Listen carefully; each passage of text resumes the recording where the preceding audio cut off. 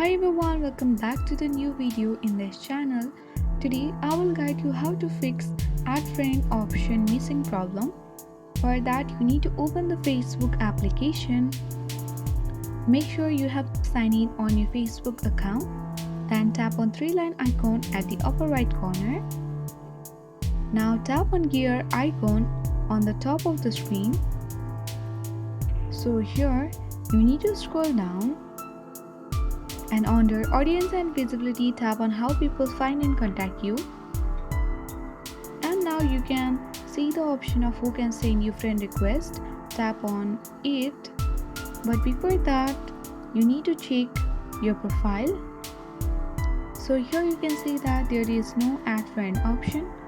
So you need to continue doing the same process. And now simply select how people find and contact you. And choose who can send you friend request. Here you need to set on everyone and make your friend request public. Once you have done that, you need to go to the profile and now tap on three dots next to the edit profile option and now tap on view as.